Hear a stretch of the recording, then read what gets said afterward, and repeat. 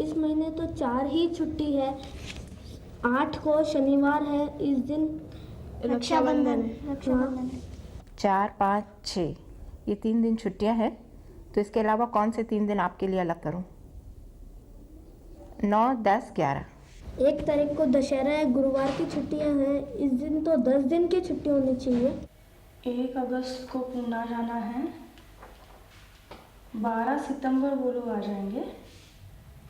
हाँ, और 7 दिसंबर को इम्तिहान है। इसका मतलब 1 अगस्त, 12 सितंबर और 7 दिसंबर। बहुत सी ऐसी चीज़ें होती है ना जो हम कैलेंडर के सिवा कर ही नहीं पाएंगे। हाँ, और तुम्हें पता है, एक समय तो ऐसा भी था जब कैलेंडर जैसी कोई चीज ही नहीं थी। क्या?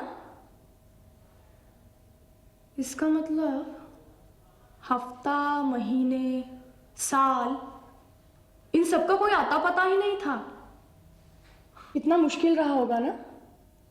लेकिन उन लोगों ने कैलेंडर के बारे में सोचा कैसे? ये तो बड़ी ही लंबी और दिलचस्प कहानी है। कैलेंडर की शुरुआत और उसका विकास कैसे हुआ, इसकी जानकारी के लिए आओ हम मिलकर देखें। हाँ। बहुत पुरानी कहानी है। जाड़े के बूढ़े बाबा हर साल कुछ दिनों के लिए धरती पर आते थे,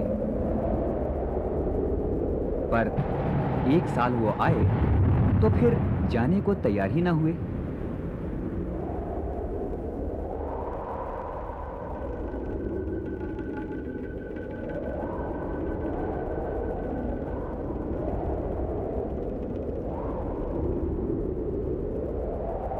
जाड़े के मारे लोग ठिठुरने लगे। कोई जलावन की लकड़ी नहीं बची थी।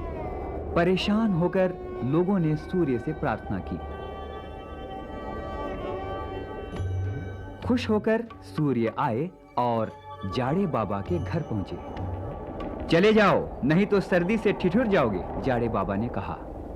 सूर्य ने अपनी गर्म सांसों को बाहर निकालना शुरू किया और जाड़े बाबा छोटे होने लगे। अब जाड़े बाबा सफेद उल्लू पर बैठे और उड़ गए।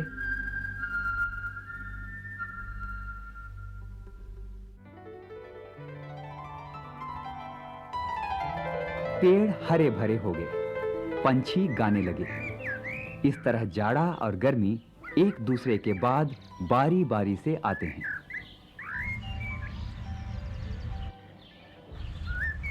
अरे वाह,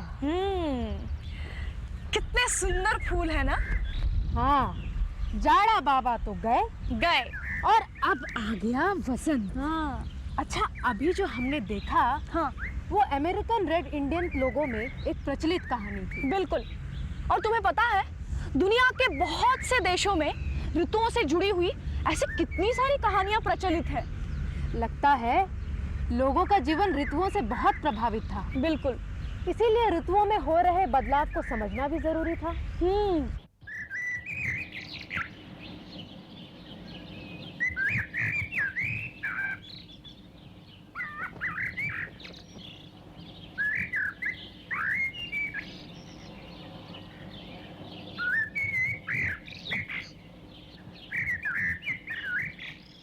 जल्दी ही गर्मी आएगी और खूब सारे फल मिलेंगे।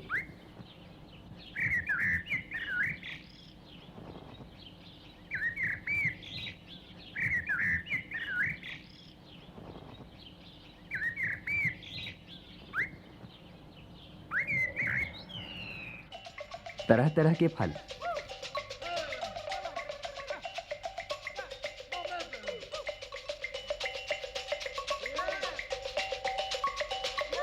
कुछ ही दिनों में बरसात आने से ये फल नहीं होंगे और जलावन की लकड़ी भी गीली हो जाएगी।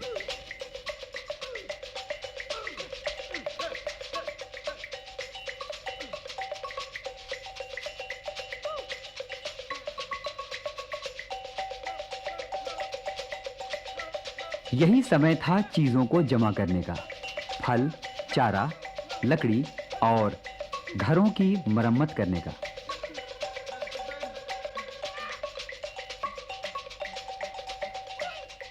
अब खेतों की तैयारी करनी होगी। जिससे पहली बारिश के साथ अंकुर फूटने लगे।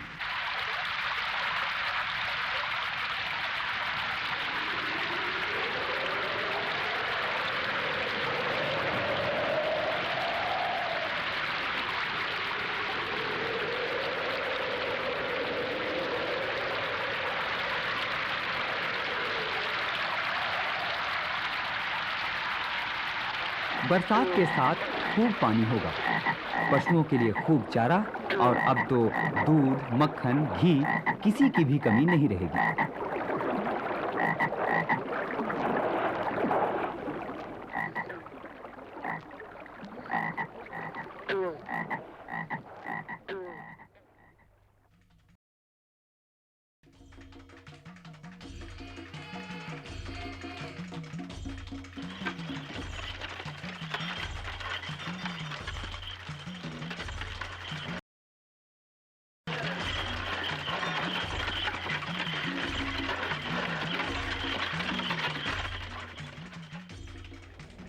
फिर से आगे जाड़े के दिन, आग तापने के दिन। इसके बाद फिर से गर्मी आएगी।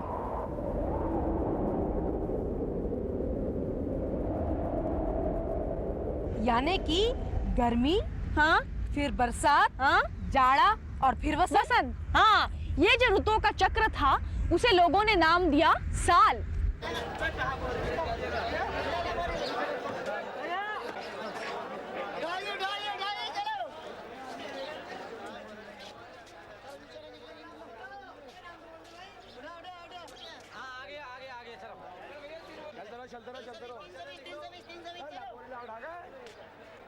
हर साल फसल कटने के बाद लोग अपना गल्ला बेचने के लिए बाजार में इकट्ठा होते थे। हाँ, ये तो ठीक है, लेकिन एक बात मेरी समझ में नहीं आई कि लोगों को पता कैसे चलता था कि किस दिन बाजार में इकट्ठा होना है भाई। ये तो सोचने वाली बात है। तो बताओ। फसल कटाई के कुछ दिनों बाद हुरूम नाम का एक किसान अपने धान की बोरियां लादे हुए मंडी की ओर जा रहा था।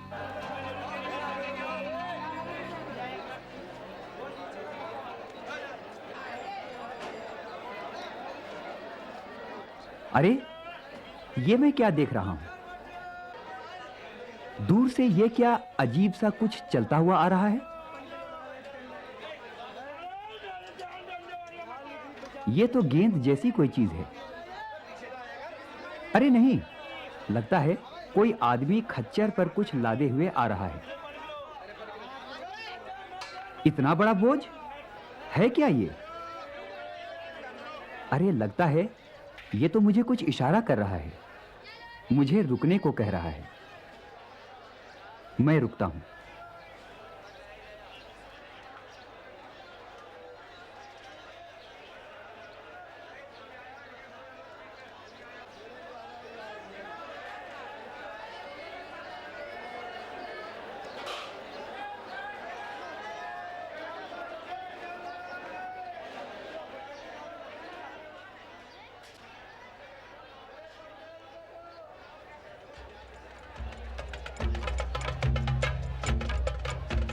तुम कहां से आ रहे हो?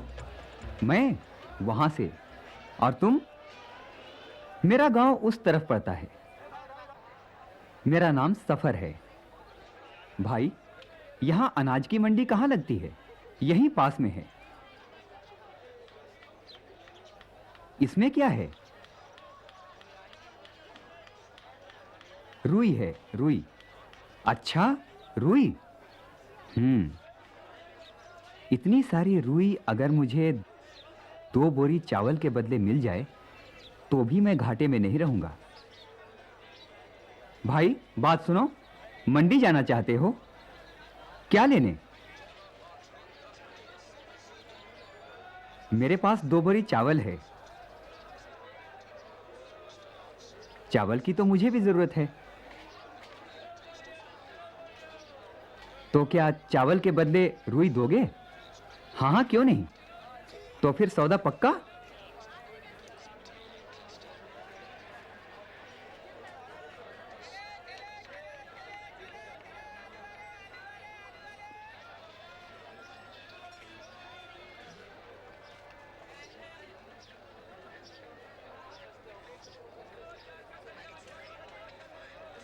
फिर दोनों के दिमाग में एक ही बात आई।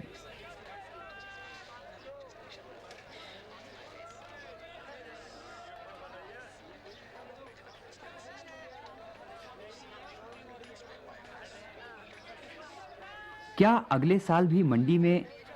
हाँ, इसी दिन तो लगती है मंडी।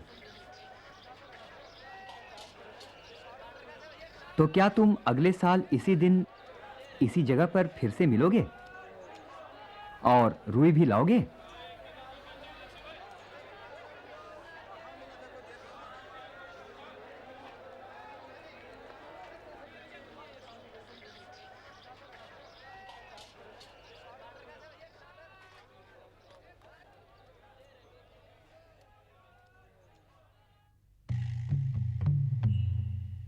मंडी से लौटकर हुरूम अपनी खेती बाड़ी में लग गया।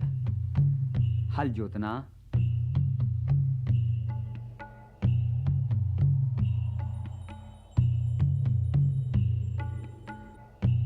खाद डालना,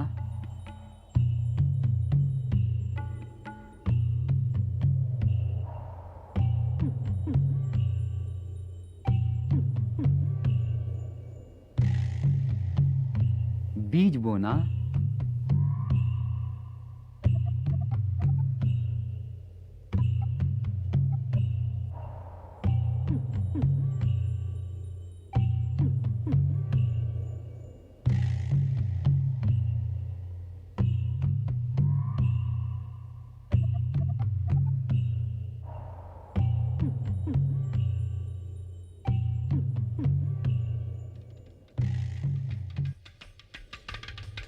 और फसल की कटाई करना।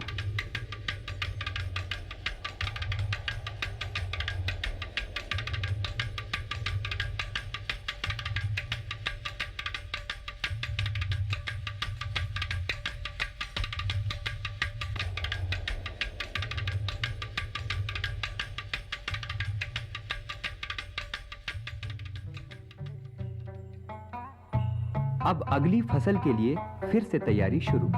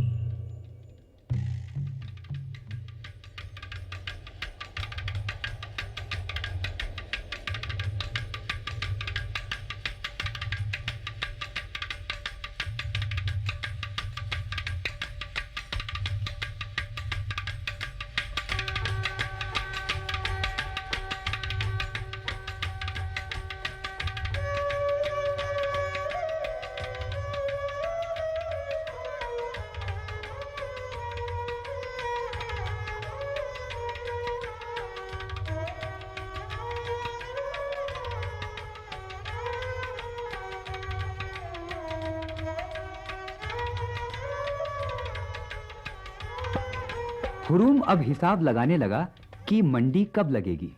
हाँ, ठीक 20 दिन बाद।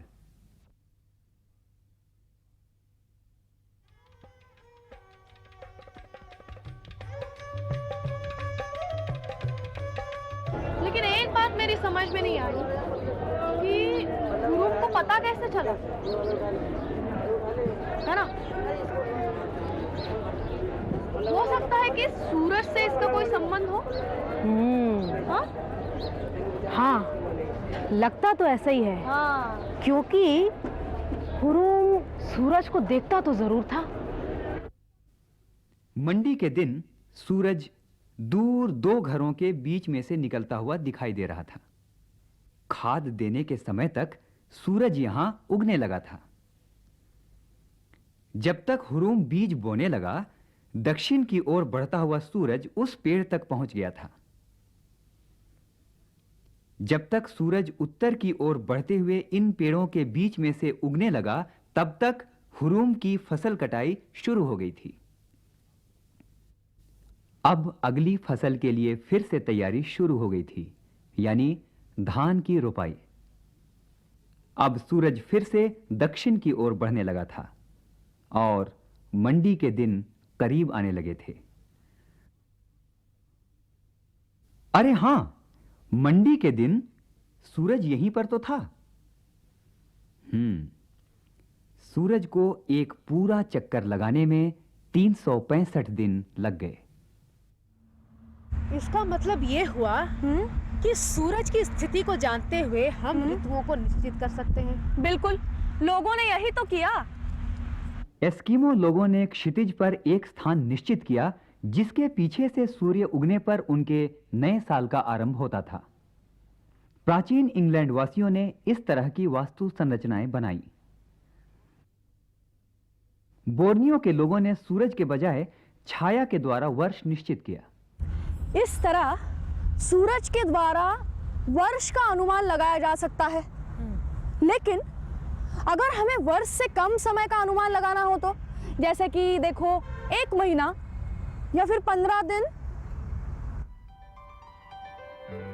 हम जानते हैं कि चंद्रमा का आकार हर रात छोटा होता हुआ दिखाई देता है और 15वीं रात पर बिल्कुल दिखाई नहीं देता। फिर आने वाले 15 दिनों में धीरे धीरे बड़ा होता जाता है। ये महीना है। एक पूर्णिमा से अगली पूर्णिमा तक यानी हर महीने अपने परिवेश में कुछ विशेष बदलाव दिखाई देते हैं।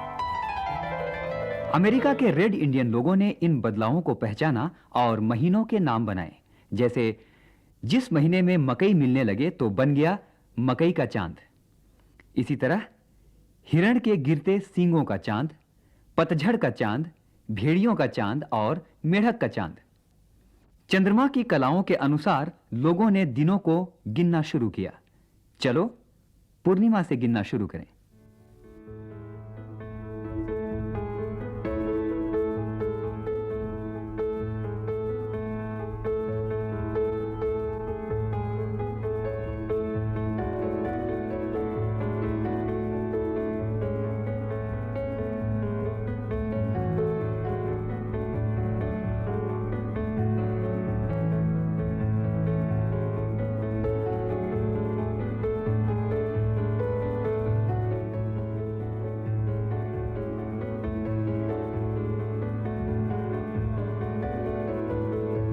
पर इन 12 महीनों के बाद सिर्फ 354 दिन हुए हैं और 11 दिनों की कमी है।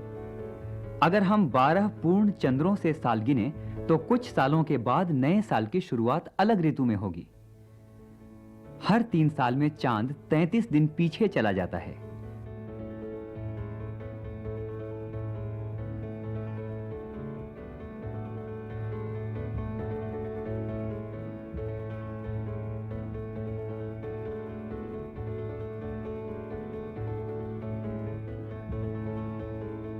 उसी समय अगर 1 महीना जोड़ दिया जाए तो साल सही ऋतु में शुरू होगा। हिंदू और यहूदी कैलेंडर इस तरह से बनाए गए हैं।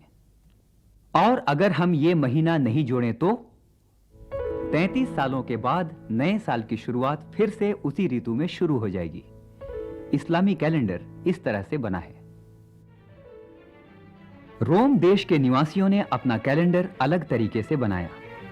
चंद्र की परिक्रमा से उन्होंने 30 दिन लिए और 365 दिनों का वर्ष बनाया। 30 दिनों के 12 महीनों से 360 दिन पूरे हो गए। 5 दिन और बाकी थे, इसलिए हर दूसरा महीना 31 दिन का बनाया। इस तरह बन गए 366 दिन।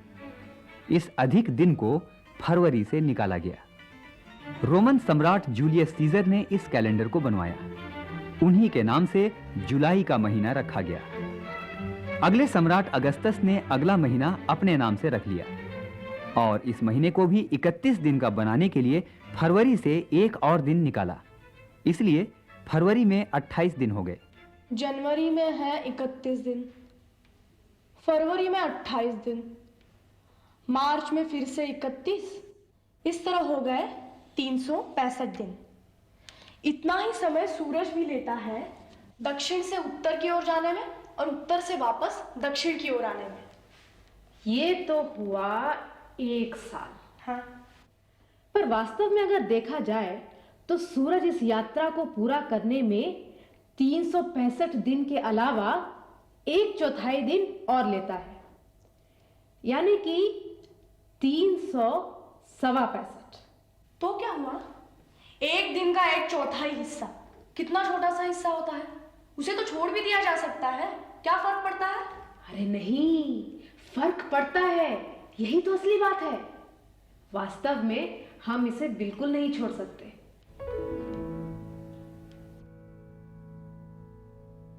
ऐसे 4/4 को मिलाकर पूरा एक दिन बन जाता है।